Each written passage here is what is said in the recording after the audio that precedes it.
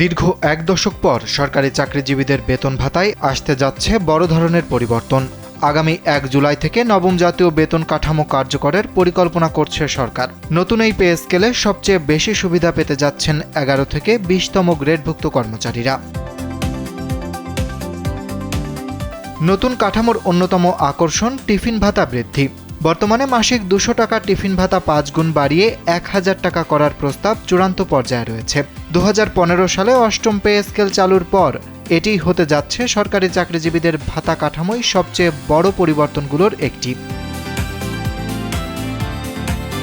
সংশ্লিষ্ট সূত্রগুলো বলছে, বর্তমান বাজার পরিস্থিতি ২০০ টাকার টিফিন ভাতা বাস্তবতার সঙ্গে আর সামঞ্জস্যপূর্ণ নয়। এক্সপার্ট ইঞ্জিনিয়ারদের দক্ষ হাতে দেশের মানুষকে প্রতিদিন সুরক্ষিত রাখার প্রত্যয় নিয়ে এলো সেফ সার্কিট ব্রেকার। গত এক দশকে নিত্য প্রয়োজনীয় পণ্যের মূল্য উল্লেখযোগ্য হারে বেড়ে যাওয়ায় বেতন কমিশন ভাতা বাড়ানোর সুপারিশ করেছে। এতে নিম্ন ও মধ্য আয়ের সরকারি কর্মচারীদের দৈনন্দিন ব্যয় কিছুটা কমবে বলে মনে করছেন সংশ্লিষ্টরা।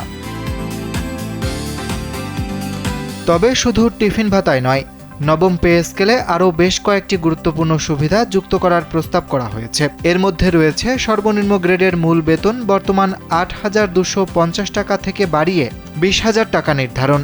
পাশাপাশি বৈশাখী ভাতা ২০% থেকে বাড়িয়ে ৫০% করার সুপারিশ করা হয়েছে।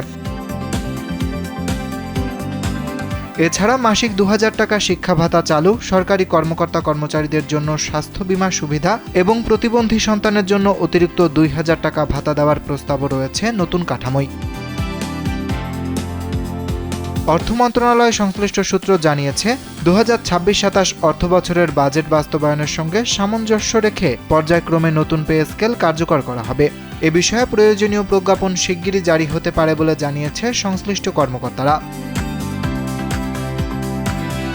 দীর্ঘদিনের প্রত্যাশিত এই বেতন কাঠামো বাস্তবায়িত হলে সরকারি চাকরিজীবীদের আর্থিক সুবিধা ও কল্যাণ ব্যবস্থায় নতুন মাত্রা যোগ হবে বলে মনে করছেন সংশ্লিষ্টরা।